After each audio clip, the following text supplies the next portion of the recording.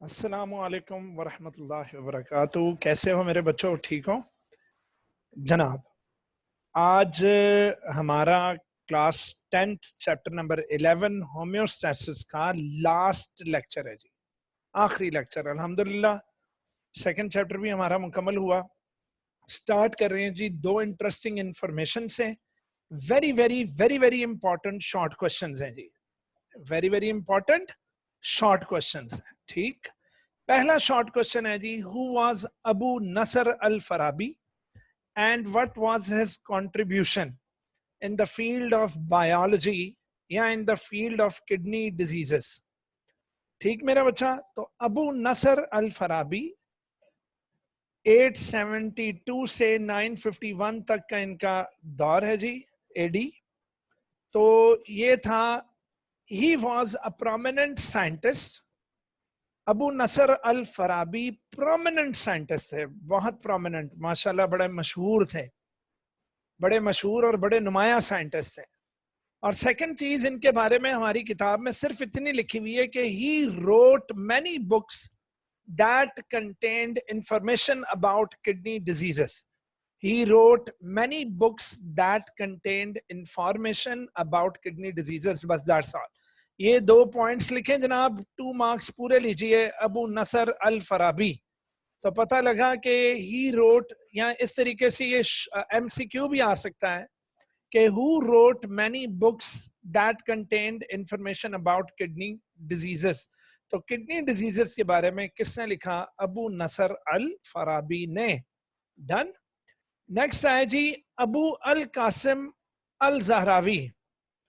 Abu al Qasim al जहरावी, तो ये थे जनाब अबू अल कासिम अल जहरावी, जिन्हें वेस्टर्न वर्ल्ड में इन्हें एल्ब्यूकैसिस के नाम से जाना जाता है। कहां से बेटा? एल्ब्यूकैसिस के नाम से जाना जाता है, और ये इनका दौर लिखा हुआ जी। तो एल्ब्यूकैसिस के नाम से बेटा। अच्छा, अब बोर्ड में क्या होगा कि वो आपने याद किया होगा अबू अल कासिम अल जहरावी, जबकि बोर्ड में वो एल्ब्यूकैसिस के नाम से पूछ लेंगे, तो आप आकर कहोगे कि जी ये तो आउट ऑफ कोर्स आ गया जी, एल्ब्यूकैसिस हमने पढ़ाई कोई नहीं ना मेरा बच्चा। एल्ब्यूकैसिस को मस्ट आपने जहन में रखना है कि एल्ब्यूकैसिस किसका नेम है? अबू अल कासिम अल जहरावी का नेम है। क्या किया जी इन्होंने? He is considered to be Islam's greatest surgeon. ये इस्लामी दुनिया के बेहतरीन बहुत बड़े सर्जन डॉक्टर थे। ठीक। Then he invented many surgical procedures.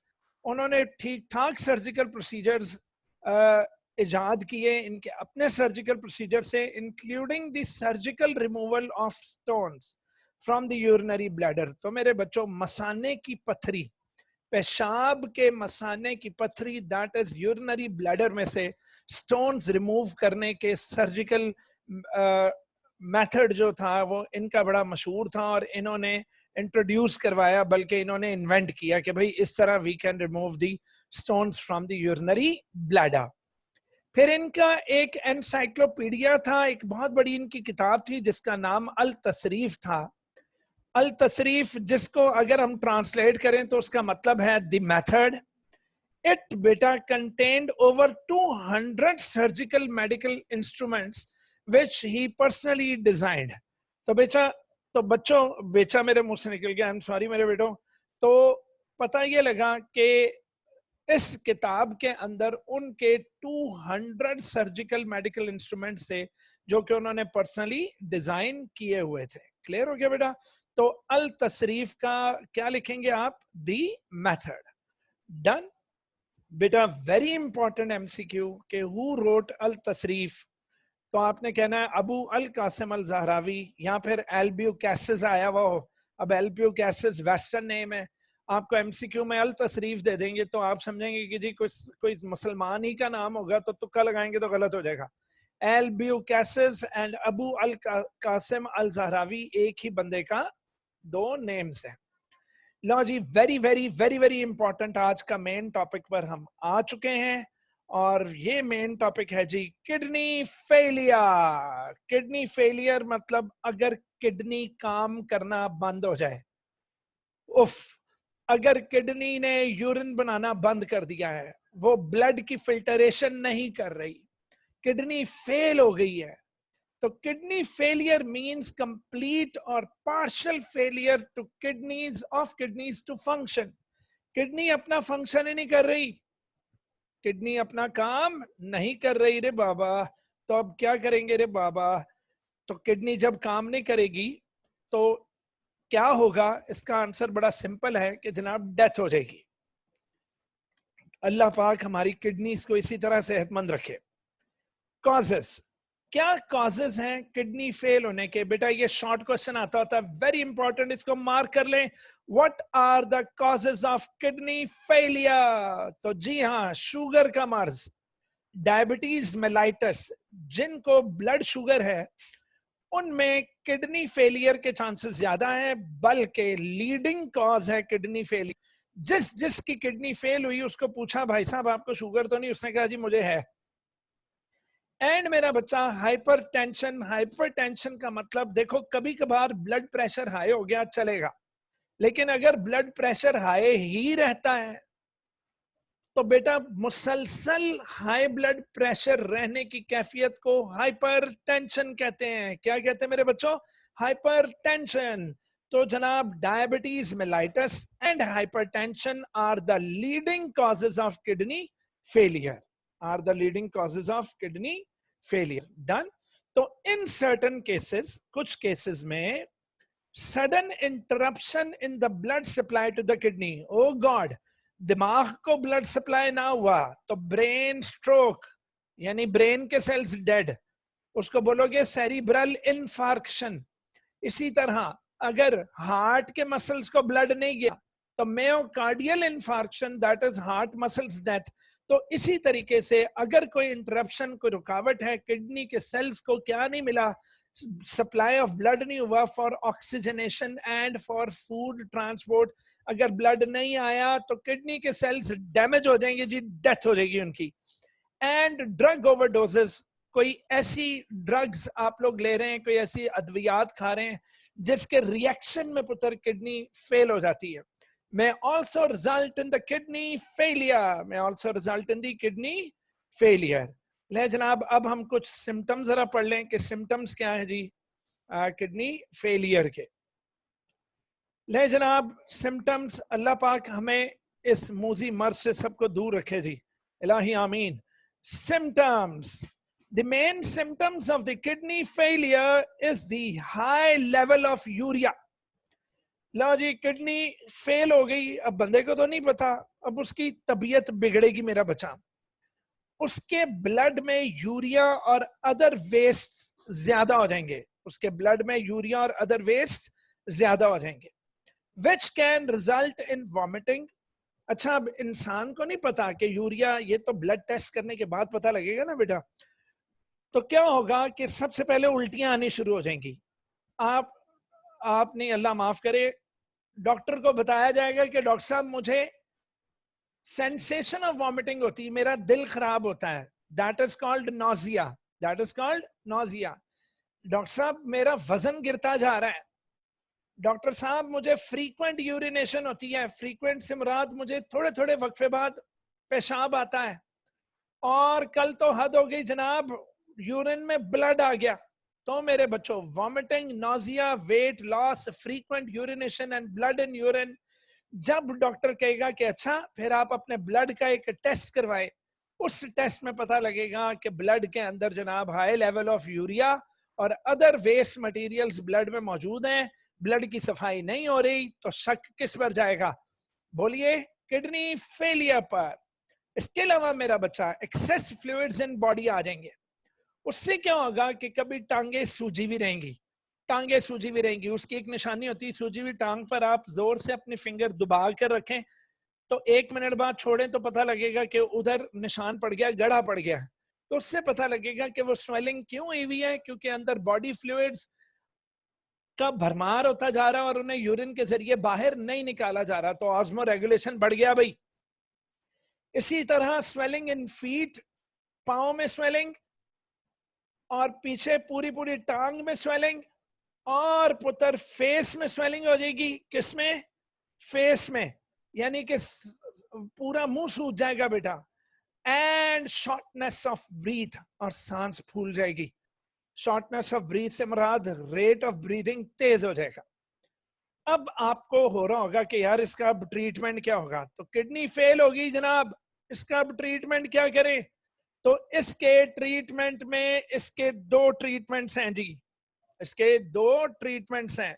The kidney failure is treated with dialysis and kidney transplant. भाई दो इलाज हैं भाई, dialysis and kidney transplant. Dialysis and kidney transplant. पुत्र जी, very very very very very important short question, define dialysis. तो मेरे बच्चों ने आंसर देना है, dialysis means the cleaning of the blood by artificial ways. Dialysis means the cleaning of blood by artificial ways. लो भाई, आर्टिफिशियल वेज देखो, natural way क्या था कि किडनी उसको सफाई कर रही। अब आर्टिफिशियल वे क्या है कि उसको डॉक्टर या नर्सेज अब मिलकर कुछ ऐसी तरकीब लड़ाएंगे, बायोलॉजिस्ट कोई ऐसी तरतीब लड़ाएंगे कि यार इस बंदे की किडनी फेल हो गई है, अंदर ब्लड की सफाई करने वाला कोई नहीं है, इसके ब्लड की सफाई करो जब तक के नई किडनी नहीं मिल जाती। तो नई किडनी किडनी ट्रांसप्लांट के जरिए हम उसके अंदर फिट करेंगे। तो जब तक नई किडनी नहीं मिलती इस बंदे की डायलिसिस होगी। तो कोई आप सुने कि जी फलाना कहाँ गया जी, वो जनाब डायलिसिस के लिए गए। तो डायलिसिस से मुराद वो किसी क्लिनिक में मशीन्स के जरिए या किसी मेथड्स के जरिए वो अपने ब्लड की क्लीनिंग कराने गए। अपने ब्लड की क्या करवाने गए जनाब? क्लीनिंग। पुत्र जी, डायलिसिस के दो तरीके हैं। There are two methods of dialysis. There are two methods of dialysis. पहला मेथड है जी पेरिटोनियल डायलिसिस। पहला मेथड क्या है मेरा बच्चा? Peritoneal dialysis. अब यहां मैं अपने बच्चों को कुछ फोटोग्राफ्स दिखाना चाहूंगा, ठीक? तो वो फोटोग्राफ है जी ये। बेटा इस फोटोग्राफ में जरा आपने मेरे माउस का एक कर्सर देखना है, ठीक है? इस फोटोग्राफ में ये बेटा हमारी एब्डोमिनल कैविटी है पूरी, ये यहां से शुरू हो रही है, ये लिवर है, ये स्टमक। अच्छा, हमने एक बंदे को पूरा हाफ में काटा हुआ है बेटा, हमने यानी एक डेड बॉडी ली है, उसको बिल्कुल दरमियान में से काट दिया, उसको बिल्कुल दरमियान में से। तो ये हमें बैकबोन दिख रही है। अच्छा जी, बैकबोन के आगे ये कुछ ऑर्गन्स हैं जो कट कुट गए हैं, ऑर्गन्स हैं जो कट कुट गए हैं। तो इसमें स्मॉल इंटेस्टाइन भी है, सारा कुछ है। बच्चों, अंदर एक शॉपिंग बैग जैसी एक मेम्ब्रेन मुझे दिख रही है, शॉपिंग बैग जैसी एक मेम्ब्रेन मुझे कैसी दिख रही है? शॉपिंग बैग जैसी मुझे एक मेम्ब्रेन दिख रही है। ये मैं आपको जरा दिखा देता हूं। ये देखो भाई, ये एक शॉपिंग बैग है। तो बेटा शॉपिंग बैग की दो साइड्स होती हैं, एक फ्रंट वाली एक बैक वाली, है ना? एक फ्रंट वाली एक बैक वाली। समझ लो कि जब ये फ्रंट वाली जो है ये हमारे पेट के बॉडी वॉल से चिपकी हुई फ्रंट वाली, और जो बैक साइड वाला है ना शॉपिंग बैग का, जो बैक साइड वाला जो जो इसका जो शॉपिंग बैग की जो बैक साइड है वो चिपकी हुई जनाब ऑर्गन से। दोबारा जरा देखो, ये जो फ्रंट वाली है ना, ये फ्रंट वाली जो मेम्ब्रेन है ये हमारी बॉडी वॉल से चिपकी हुई यानी कि पेट से, और जो बैक साइड वाली है वो ऑर्गन से चिपकी हुई है। अच्छा, समझ में आया? अगर मैं किसी बंदे का ऑपरेशन कर रहा हूं तो सबसे पहले मैं उसका पेट, उसकी स्किन काटूंगा, स्किन काट कर उसकी चर्बी काटूंगा, जो कि स्किन के बिल्कुल नीचे पेट के रीजन पर चर्बी होगी। फिर मैं चर्बी को काटूंगा तो नीचे मसल्स निकलेंगे, और जब मैं मसल्स को काटूंगा तो ये वाली पुत्र मेम्ब्रेन निकलेगी जो कि डबल है। तो इसका जो जो डबल मेम्ब्रेन है बेटा, तो ये बिल्कुल शॉपर बैग की तरह है। तो जो मेम्ब्रेन मुझे पहले दिखेगी जो पेट के बॉडी वॉल से चिपकी हुई थी, बिल्कुल मसल्स के बिल्कुल नीचे थी, इसको मैं कह दूंगा पेरिफेरल पेरिटोनियम। क्या बोल दूंगा बेटा? Peripheral peritoneum. और जो बैक साइड वाला इसका है ना शॉपिंग बैग का, जो बैक साइड वाली जो मेम्ब्रेन है उसको मैं कह दूंगा विसरल पेरिटोनियम। क्या कह दूंगा बेटा?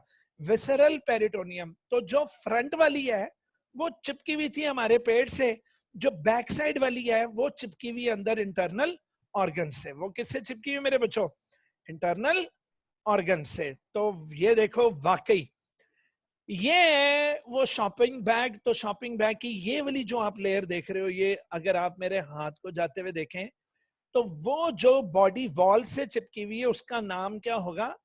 उसका नाम होगा पेरिफेरल पेरिटोनियम। और इसी डबल मेम्ब्रेन की जो दूसरी मेम्ब्रेन है वो अंदर ऑर्गन से चिपकी हुई है। देखें वो अंदर ऑर्गन से चिपकी हुई है। तो मेरे बच्चों ये डबल मेम्ब्रेन है। तो ये देखें बाहर से पेट, जब मैं अंदर जाऊंगा, ये बाहर से ऑपरेशन करता हुआ अंदर जाऊंगा तो मुझे सबसे बाहर स्किन, उसके बाद फैट्स, उसके बाद मुझे मसल्स, मसल्स के बाद मिलेगी पेरिफेरल पेरिटोनियम। और पेरिफेरल पेरिटोनियम से जब मैं अंदर जाऊंगा तो मुझे मिलेगी विसरल पेरिटोनियम। पुत्र पेरिफेरल और विसरल को दोनों मिलाकर पेरिटोनियम मेम्ब्रेन बोलते हैं। क्या बोलते हैं? Peritoneum membrane. अच्छा, इन दोनों पेरिटोनियम्स में दैट इज ये फ्रंट वाली क्या कहलाएगी?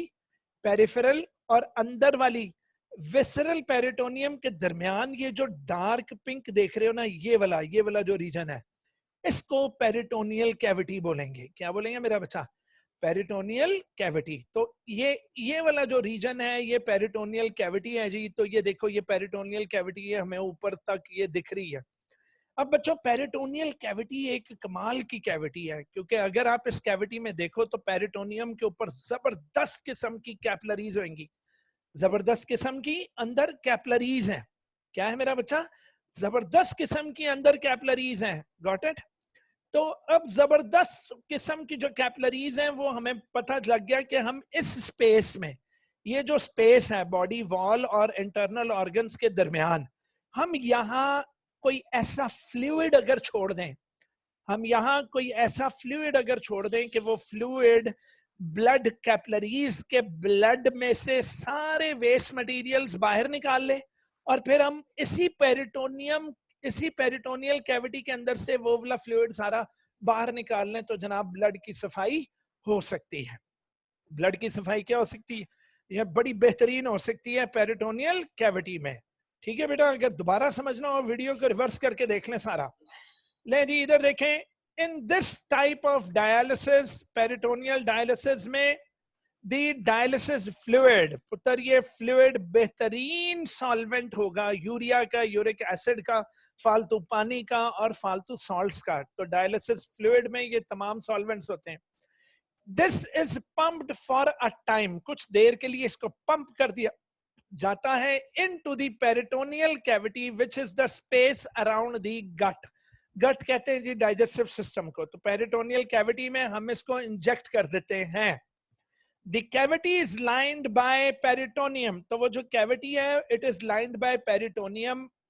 वो वाली जो पेट से टच हो रही है, स्टमक मेरे मुंह से निकला, हमारी बॉडी वॉल से टच हो रही है, that will be called peripheral peritoneum. और जो अंदर जो टच हो रही है किससे? ऑर्गन से, उसको बोलेंगे कौन सी?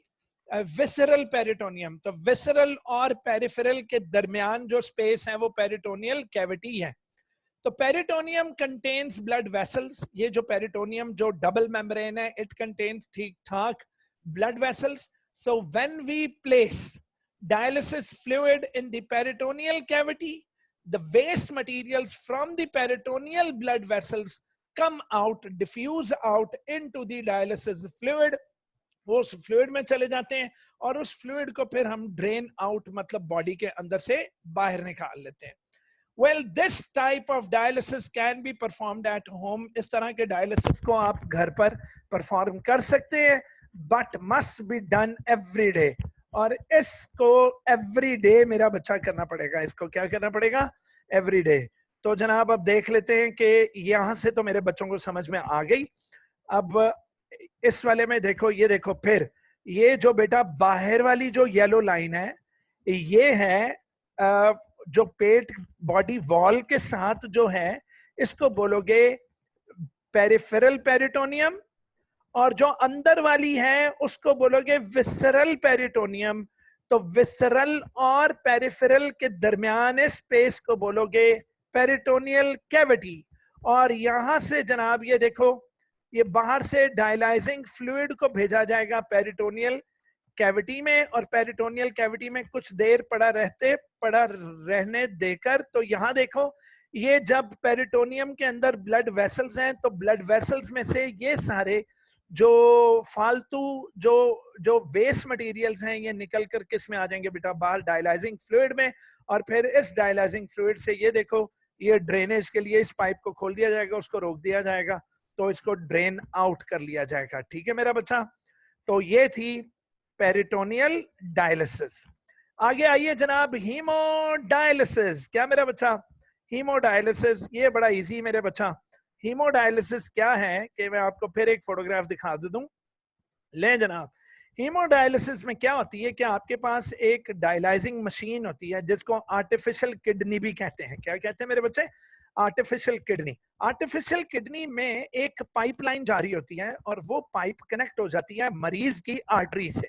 अच्छा, आर्टरी क्या कर रहा है, वो हार्ट से अवे लेकर जा रहा है ब्लड, तो ब्लड यहाँ से निकलकर इस जनाब यहाँ पर हम लोग डाल देंगे कुछ वो जो ग्रैनुलर टाइप जो चीजें होती है शंट्स कहते हैं वो डाल देंगे, वो जनाब यहाँ से वो कैथेटर बोलते हैं, तो कैथेटर यहाँ से पानी में कह रहा हूँ सॉरी, ब्लड निकालकर, तो ब्लड निकालकर ले जाएगा सीधा किसमें, ये किडनी मशीन में, जिसको डायलाइजिंग मशीन भी कहते हैं। तो यहाँ एक ब्लड का पंप भी लगा हुआ है, तो ब्लड को पंप कर देगा किसमें जनाब, इस मशीन में। अच्छा, इस मशीन में क्या होगा कि मशीन के अंदर डायलाइजिंग फ्लूइड होगा, लेकिन ये जो पाइप जा रहा है ना बेटा, ये पाइप अंदर कंटिन्यू रहेगा और इस पाइप का जो मटेरियल है वो मटेरियल हो जाएगा सेमी परमिएबल, तो यानी सेल मेम्ब्रेन वाला हिसाब हो जाएगा। तो इस पाइप का जो मटेरियल है ना अंदर जिसमें ब्लड फ्लो कर रहा है, मतलब ब्लड को डायलाइजिंग फ्लूइड से टच नहीं कराना, ब्लड तो पाइप के अंदर बह रहा है और पाइप के इर्द गिर्द छोड़ा होगा हमने डायलाइजिंग फ्लूइड। तो डायलाइजिंग फ्लूइड हमने अंदर छोड़ा होगा, तो क्या होगा कि जब ब्लड अंदर सर्कुलेट कर रहा होगा तो इर्द गिर्द मौजूद डायलाइजर फ्लूइड अंदर से सारी वेस्ट मटेरियल्स को बाहर निकाल कर किस में ले आएगा, डायलाइजिंग फ्लूइड में। और इन दी एंड क्या होगा कि वो ब्लड ट्यूब में से बहता बहता, क्योंकि ब्लड तो डायलाइजिंग फ्लूइड से मिक्स तो नहीं हुआ, वो तो बह रहा था एक ट्यूब के अंदर जो कि सेमी परमिएबल थी, तो जनाब ब्लड आराम से यहां से निकल कर तो यहां से किस में चला जाएगा, मरीज की वेन में। तो जो ब्लड हमने बाहर निकाला था वो साफ सूफ करके मरीज की वेन में वापस डाल देंगे, लेंगे आर्टरी से वापस किस में डालेंगे पुत्र, वेन में। तो ये थी हीमोडायलिसिस। हीमो ब्लड से रिलेट करता है वर्ड, तो डायलिसिस मतलब artificial way of cleaning blood, या cleaning blood with artificial ways. तो जी हाँ, in hemodialysis patients blood is pumped through the apparatus, apparatus का नाम मैंने बता दिया, कैथेटर, कॉल्ड कैथेटर से निकलकर डायलाइजर मशीन में जाएगा।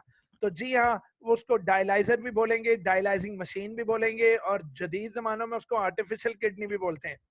The dialyzer contains long tubes, जिन ट्यूब्स की walls act as semi permeable membranes, जिनके अंदर से क्या बहता है, ब्लड। लो जनाब, point number 3, blood flows through the tubes while the dialysis fluid flows around the tubes. तो ब्लड ट्यूब के अंदर से बह रहा है, जबकि डायलिसिस फ्लूइड जो है वो ट्यूब के इर्द गिर्द बह रहा है। तो extra water and waste move from the blood into the dialysis fluid, आगे जनाब, the cleansed blood, जो ब्लड साफ सुथरा हो चुका है, is then returned back to the body, उसको फिर बॉडी में वापस भेज दिया जाता है, जिस तरह कि मैंने आपको डायग्राम में दिखाया। And the hemodialysis treatments are typically given in the dialysis centers. बेटा इस ट्रीटमेंट को बकायदा डायलिसिस सेंटर्स होते हैं उसमें दिया गया होता है, ठीक है, यानी उसमें ये ट्रीटमेंट करते हैं। लो जी, हमारा आज का लास्ट टॉपिक आया, आज का लास्ट नहीं बल्कि ये हमारी इस चैप्टर का लास्ट टॉपिक है, किडनी ट्रांसप्लांट। मेरा बच्चा, we know that dialysis needs to be repeated after every few days, और पुत्र 4 से 5 घंटे लग जाते हैं डायलिसिस में। मरीज अटेंडेंट के लिए भी बड़ी सख्त परेशानी हो जाती है कि या अल्लाह अब्बा जी नु लेके जाना, उन्ना दा मैं खून साफ करा जाना, तो अखीर पर बच्चा कह रहा होता है या अल्लाह अब्बा जी नु चुक ले। तो we know that dialysis needs to be repeated after every few days and is very much unpleasant for patients as well as attendants. तो पेशेंट और अटेंडेंट कौन होता है बेटा? जो पेशेंट के साथ बेचारा साथ साथ फिरता है, वो सेहतमंद आदमी होता है लेकिन वो बीमारों को देख रहा होता है रोजाना। Another treatment for the end stage, अगर किडनी टोटल फेल हो चुकी है तो kidney failure is kidney transplantation. अब हमें क्या करना होगा कि हमें कोई नई किडनी ढूंढनी होगी उस बंदे के रिश्तेदार की, या फिर कोई मरा हुआ आदमी, जब पोस्टमार्टम नहीं होता तो डॉक्टर्स वगैरह अंदर के ना चीफ ऑर्गन्स निकाल लेते हैं, और अगर वो ऑर्गन्स डैमेज वगैरह ना हो, सेहतमंद हालत में हो, तो वो डोनेट कर दिए जाते हैं लोगों को ऑर्गन ट्रांसप्लांटेशन के लिए। तो जनाब another treatment for the end stage kidney failure is kidney transplantation. कुछ भेड़िए वो सेहतमंद लोगों को कह देते हैं तुम्हारे पेट का कोई ऑपरेशन होगा, तो ऑपरेशन वो करके जनाब अंदर से किडनी निकाल कर लोगों को बेचते हैं 5-5, 6-6 लाख रुपए की। खैर, अल्लाह खैर करे। It is the replacement of the patient's damaged kidney, बेटा, this is the definition।